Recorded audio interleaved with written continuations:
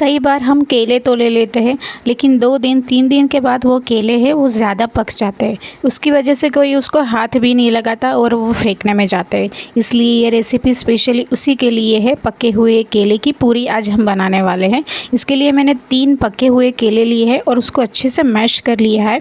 अब इसके अंदर मैंने डाला हुआ है 3 कटोरी गेहूँ का आटा और 1/4 चम्मच के करीब शक्कर, पिसी हुई शक्कर। अगर आप चाहे तो शक्कर ज़्यादा भी डाल सकते हैं। अब मैंने इसको अच्छे से मिक्स कर लिया है। हम इसमें पानी ऐड नहीं करेंगे, केले की मदद से ही डो बनाएंगे। अगर आपको ऐसा लग रहा हो कि डो ज़्यादा कड़क हुआ है तो हम थोड़ा सा दूध, 2 चम्मच के करीब दूध डाल के हम इसका डो बनाएंगे और तेल डाल के इसको अच्छे से ग्रीस कर लेंगे। अब मैंने प्लेटफॉर्म के ऊपर इसको तेल से ग्रीस कर लिया है। छोटा सा पेड़ा लेके मैंने इसको बेलना स्टार्ट कर दिया है। अगर आपको बेलने में प्रॉब्लम हो तो आप सूखा आटा लगा के भी इस पूरी को अच्छे से बड़ा बेल सकते हैं, ताकि वो नीचे चिपके नहीं और फटे नहीं।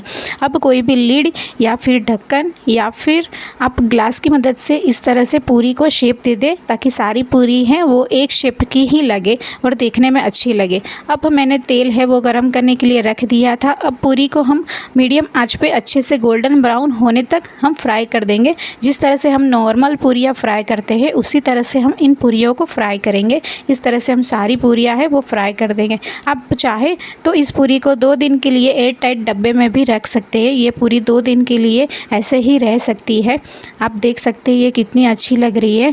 आप भी ट्राई कीजिए और मुझे ज़रूर से बताइए आपको ये रेसिपी कैसी लगी। और अगर आपको मेरी रेसिपीज़ अच्छी लगती हो तो चैनल को लाइक करें, शेयर करें और सब्सक्राइब करें। Bye bye.